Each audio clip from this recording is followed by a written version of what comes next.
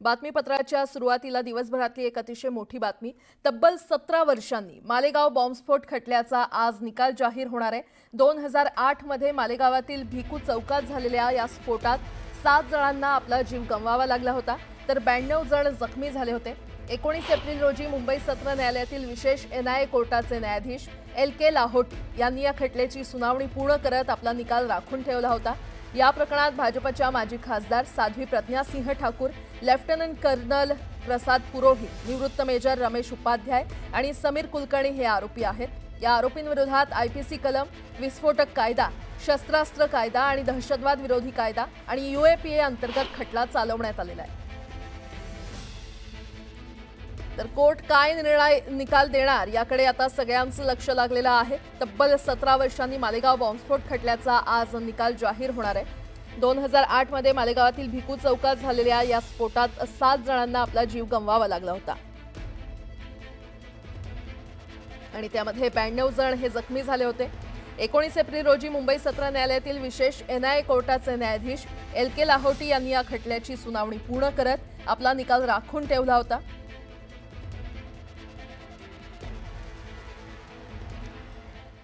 पुढची मोठी बातमी, राज्याचे उपमुख्यमंत्री एकनाथ शिंदे हे दिल्लीमध्ये दाखल झालेत। सकाळी शिवसेना राष्ट्रीय कार्यकारिणीच्या सदस्यांसोबत त्यांची बैठक होणार आहे। सोबतच खासदारांची देखील बैठक बोलावण्यात आलेली आहे। उपमुख्यमंत्री हे प्रत्येक अधिवेशनादरम्यान खासदारांसोबत चर्चा करण्यासाठी दिल्लीत येतात। मात्र या दौऱ्यादरम्यान एकनाथ शिंदे भाजपच्या वरिष्ठ नेत्यांना भेटणार असल्याची शक्यता आहे, तर काही शिवसेना उबाठा गटाचे खासदार देखील शिंदेंना भेटतील अशी चर्चा आहे।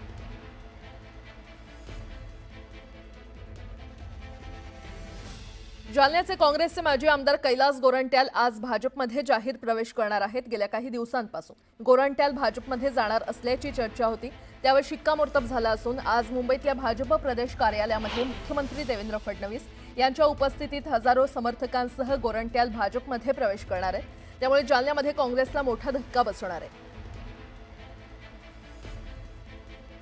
महादेव मुंडेंच्या पत्नी ज्ञानेश्वरी मुंडे आज मुंबईमध्ये मुख्यमंत्री देवेंद्र फडणवीसांची भेट घेणार आहेत। महादेव मुंडे हत्या प्रकरणी न्याय मिळण्यासाठी ज्ञानेश्वर मुंडे मुख्यमंत्र्यांची त्या भेट घेणार आहेत। तर या भेटीदरम्यान मुंडे कुटुंबीय आपली सर्व कैफियत मुख्यमंत्र्यांसमोर मांडणार आहेत।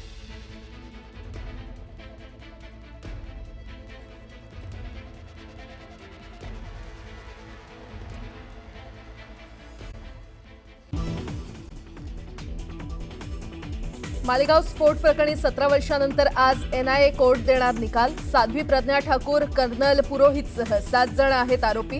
2008 मध्ये झालेल्या स्फोटात 6 जणांचा झाला होता मृत्यू।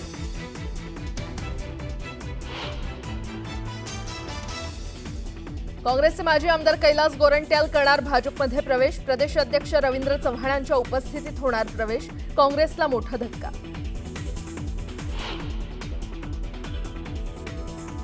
उपमुख्यमंत्री एकनाथ शिंदे अचानक दिल्ली दौऱ्यावर, शिवसेना खासदारांसोबत करणार चर्चा, तर आज कोणकोणत्या भाजप नेत्यांची भेट घेणार याकडे लक्ष।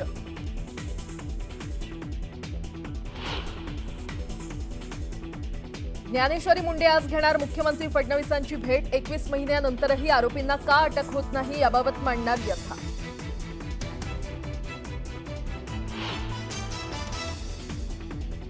यापुढे मी आत्महत्येचा प्रयत्न करणार नाही, तर अखेरच्या श्वासापर्यंत माझ्या पतीच्या मारेकऱ्यांना शिक्षा देण्यासाठी लढत राहणार।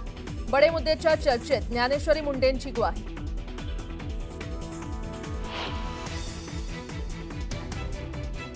अण्णा डांगे पुन्हा भाजपात, धनगर समाजाच्या आरक्षणासहित अनेक प्रश्नांवर उठवला होता आवाज। 1995 मध्ये युतीच्या सत्तेत होते ग्रामविकास मंत्री।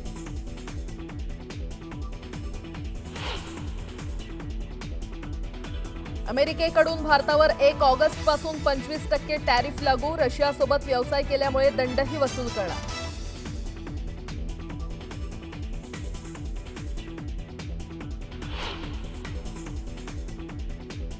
आणि आजपासून भारत आणि इंग्लंड दरम्यान मालिकेतील शेवटचा कसोटी सामना।